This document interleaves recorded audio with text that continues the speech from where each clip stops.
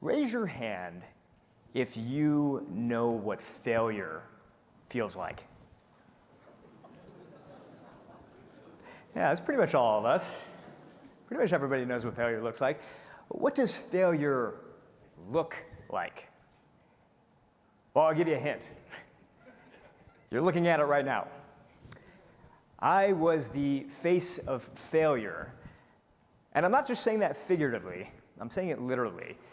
Here is an article from the New York Times on people who fail with my face as the cover of this article. And you might be asking yourself right now, okay, so what gives? Like, what's this guy doing on stage then? Well, let me explain.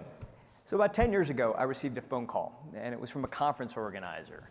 And she says to me, "You have been nominated twice to speak at our conference." And I said, "That's wonderful. What's the name of the conference?" And she says, FailCon. FailCon, which literally stands for Failure Conference.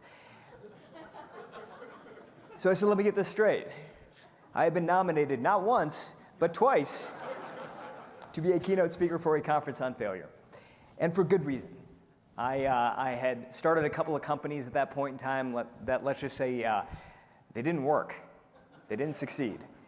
And so I'm up on stage, kind of like this, and I'm kind of giving my talk, and I'm talking about these failures, and I didn't realize that there was a reporter from the New York Times in the audience. So flash forward to this article, and the article goes viral.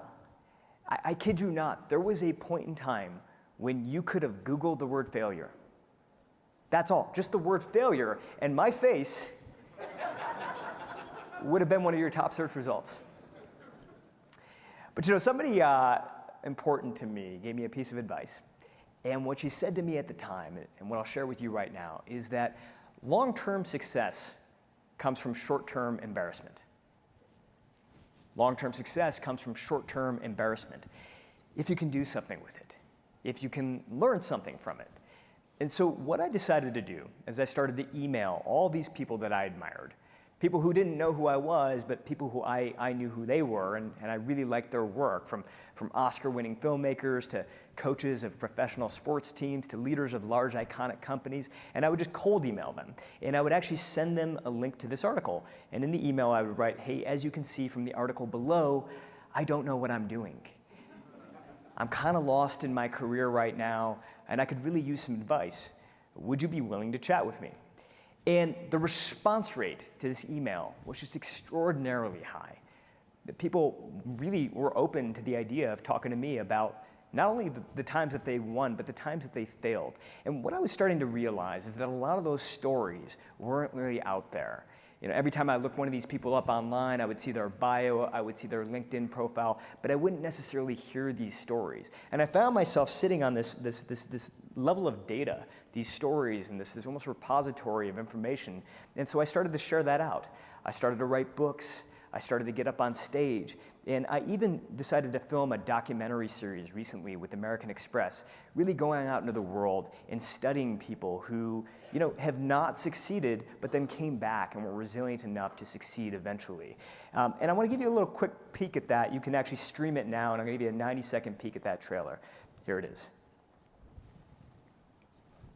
I'm fascinated by our changing world of work. And so I'm headed off on a journey to meet some of the world's most exciting entrepreneurs.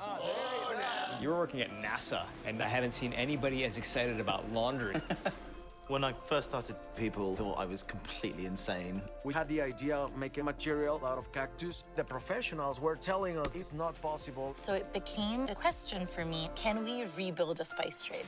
I want to understand what it takes for people to turn their inspiration into action. I love taking crazy ideas and putting them into the world. It's easy to do it lousy. It's hard to do it right. You find the people to help bring it to life. And how the right balance of hard work and inner growth can make all the difference between surviving and thriving. You have to have such a deep belief in your ability. I started 3 companies. One worked, but the 2 that failed are the ones that actually taught me something. That has been my DNA. Come join me on this season of American Express Business Class. My favorite part of that whole thing was how they showed me surfing. And in reality, I actually just wiped out immediately, but they actually cut to somebody who rode this elegant wave. And I got to show my kids, and they immediately looked at it and they said, that is not you.